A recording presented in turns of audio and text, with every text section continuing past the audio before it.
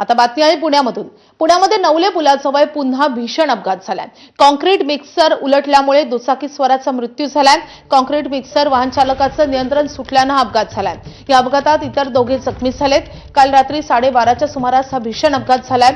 अपघातानंतर काही काळ वाहतुकीवर परिणाम झाला होता, मात्र आता वाहतूक सुरळीत झाली आहे।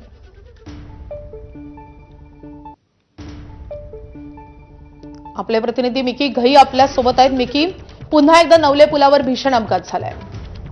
आधी जर आपण बघितलं तर पुन्हा एकदा काल रात्री 12:30च्या सुमारास हा जो मिक्सर आहे तो लोडेड आहे, तो कात्रजहून मुंबईच्या दिशेने निघाला होता आणि ड्रायव्हरचं ओव्हर स्पीडिंग होतं। जे स्पीड त्यांना ठेवायला पाहिजे होतं त्याच्यापेक्षा जास्त स्पीड होता आणि त्यामुळे हे कंटेनर त्याच्या कंट्रोलच्या बाहेर गेला, नियंत्रणाच्या बाहेर गेला आणि टर्न मारताना तो अचानक पलटी झाला।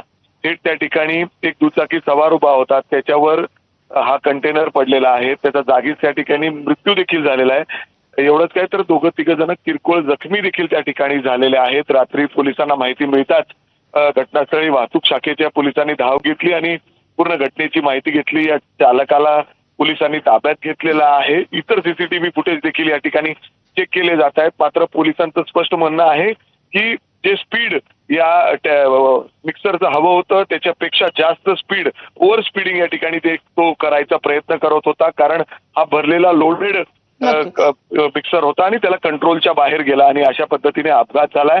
या अपघातात एका चालकाचं, दुचाकी सवार चालकाचं जागीच मृत्यू झालेला आहे। जो कंटेनर आहे तो बाजूला घेण्यात आलेला आहे आणि सध्या वाहतूक सुरळीतपणे सुरू आहे। मात्र आजूबाजूच्या परिसरात पुन्हा एकदा अपघात झाल्यामुळे काहीसं भीतीदायक वातावरण आहे। माधवी, नक्कीच नवले पुलावरचं हे अपघातांचं सत्र काही थांबत नाही आणि त्यामुळे हे अपघात थांबवण्यात प्रशासनाला पुन्हा एकदा अपयश येताना दिसतंय। मिकी, धन्यवाद या माहितीसाठी।